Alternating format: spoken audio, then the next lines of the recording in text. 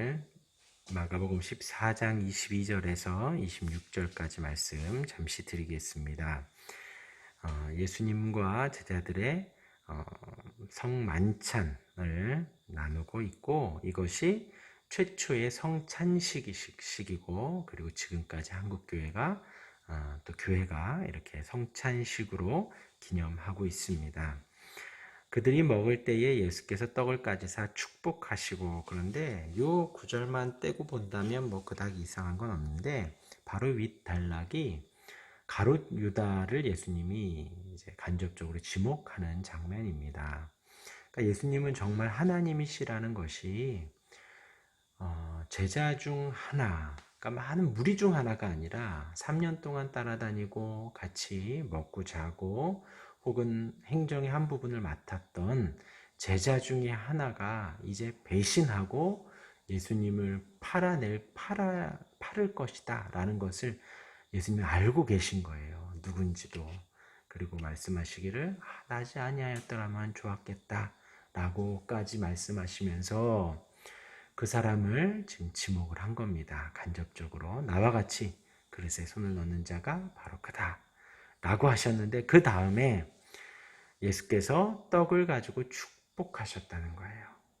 그러니까 그렇게 지목하셨지만, 제가 말씀드렸지만 그 지목이라는 것이 너 잘못해서 너 큰일 나 라는 어떤 그런 것보다도 한 번 더 회개의 기회를 주고 한 번 더 참아주시고 나지 아니하였더라면 좋았을 것이다 라고까지 말씀하시며, 그 사람이 돌아오기를, 나랑 같이 손 넣는 자가 그다 라고 하면서 그 사람이 나구나 라고 하며 회개하기를 바랐던 것이지요. 그리고 나서 예수님 아무 일 없었던 것처럼 예수께서 떡을 가지사 축복하십니다. 그러니까 떡과 포도주를 제자들에게 주시는 거예요. 아무 일도 없는 것처럼 12제자를 똑같이 떡을 떼어 주시면서 하십니다. 그러니까 주님의 인자하심이 한 번 더 드러나는 것이죠. 그러면서 떡을 주시며 받으라, 이것은 내 몸이니라 라고 하십니다. 예수님께서 오병이어의 기적을 베푸시면서 많은 이들에게 떡을 나눠주셨습니다. 이스라엘 백성들을 하나님이 먹이시고 입히시며 만나를 주셨어요. 이스라엘 백성들이 광야에서 아무것도 없는 그곳에서 살아낼 수 있도록 하나님께서 적절하게 떡을 주셨습니다. 넘치지도 않고 모자라지도 않게 매일매일 필요한 떡을 주셨다는 것이지요. 예수님께서 떡을 나눠주시면 이것이 내 몸이다 라는 거예요. 우리가 이 세상을 살면서 이스라엘 백성들과 같이 하늘에서 만나와 메추라기가 떨어지진 않습니다. 그러나 우리는 이 하나님의 말씀을 내 양식을 삼아 살아가는 거예요. 매일매일 하나님이 양식을 주시고 매일매일 살아낼 수 있도록 우리에게 내 몸이다 하시며 생명의 떡을 주시는 것입니다. 그것은 주님이 우리에게 주시는 생명의 떡인 거예요. 근데 내 몸이라 이따가 피해서 한 번 더 말씀드리겠습니다. 그리고 또 잔을 가지사 감사기도 하시며 그들에게 주시니 다 이를 마시매 이것은 많은 사람을 위하여 흘리는 나의 피 곧 언약의 피니라.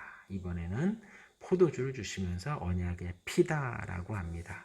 이 피라는 것은 구약 성경에서도 생명입니다. 그리고 이 피, 예수님이 이것은 나의 피다라고 하며 주님의 희생을 예고하신 것이지요.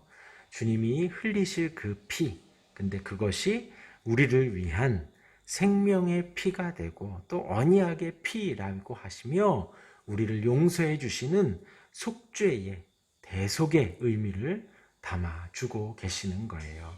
우리의 모든 죄를 용서해 주시는, 우리의 모든 허물을 덮어주시는, 우리가 하나님께 나아갈 때에 아무런 허물 없이 정결하게 순결하게 나아갈 수 있도록 우리의 모든 부족함을 덮어주는 대속의 피, 속죄의 피가 되어집니다. 그러니까 내 몸이니라 내 피니라 라고 하며 우리가 주님의 희생을 주님이 모든 것을 내어주시는, 생명까지도 주시는 그 사랑을 우리가 입는 것이지요. 우리가 받는 사랑이 이렇게 큰 것입니다. 우리가 받은 은혜가 이렇게 큰 거예요. 주님의 영원한 생명을 얻고 주님의 영원한 대속의 은혜를 입고 살아가는 것입니다. 이것은 그래서 이제 성찬식이 그런 의미를 담고 베푸는 것, 우리가 같이 기념하는 것이지요. 그건 우리가 늘 기억해야 되는 거예요. 그래서 사실 성찬식은 자주 하는 것이 너무나도 좋아요. 근데 지금 우리가 코로나로 한 번도 못 하고 있는데 늘 우리가 생각을 해야 됩니다. 하나님이 내 몸이니라 하며 생명의 떡을 늘 주시고 내 피니라 라고 하며 대속의 피를, 생명의 피를 주시는구나. 그 은혜를 우리가 입는 거예요. 그리고 그것은 어떻게 주어졌냐? 주님의 희생으로, 주님의 죽으심으로 주어졌다라는 걸 우리가 절대로 잊어먹으면 안 된다라는 것입니다. 그러면서 26절 말씀에 이에 그들이 찬미하고 감람산으로 가니라. 감람산이라고 하면 이제 기드론 골짜기를 지나서 감람산 기슭에 위치한 겟세마네 동산을 갑니다. 겟세마네 동산은 주님이 이제 오늘 이제 저녁 때 말씀드릴 건데 32절 거기에 보면 이제 제목으로 이렇게 써 있습니다. 겟세마네에서 무엇을 하셨다?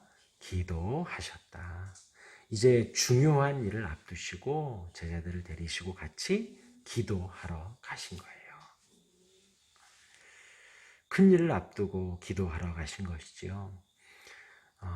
우리가 주님의 은혜를 잊어버리면 안 되듯이 또 잊어버리면 안 되는 것이 우리가 살면서 큰 일을 앞두고 물론 이렇게 매일매일 기도해야죠. 그런데 더욱더 우리가 기도해야 할 때에는 큰 일을 앞두고 중요한 일을 앞두고는 우리는 항상 기도해야 됩니다. 말씀드리는 강조하지만 늘 기도해야 됩니다. 근데 주님이 지금 제자들을 다 데리고 그들이 찬미하고 감람산으로 가셨다. 기도하러 가셨다는 거예요. 무릎 꿇으러 가시고 주님조차도 그 사역을 앞두시고 무릎 꿇고 주님께 의탁하고 주님께 맡기고.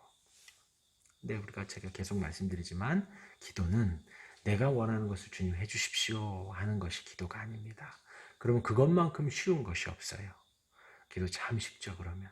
그런데 우리가 주님이 말씀하시는 성경에서 말하는 기도는 내 뜻을 주님께 관철시키는 것이 아니라 주님의 뜻이 나에게 이루어지기를, 하나님의 뜻이 하늘에서 이루어진 것처럼 이 땅에서도 내 안에서도 이루어지기를 우리가 간구하는 것이지요.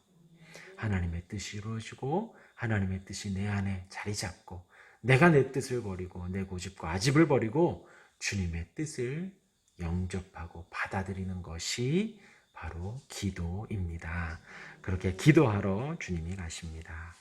오늘 말씀은 주님의 인자하심을 나타내고 주님의 생명의 떡 되심을, 생명의 양식이 되심을, 또한 생명의 피를 주시고 용서의 피, 대속의 피, 우리를 위한 희생의 피를 주심을 말씀하시며, 그리고 이 모든 만찬을 마치시고 같이 기도하러 가셨다는 것입니다. 아멘. 기도하겠습니다.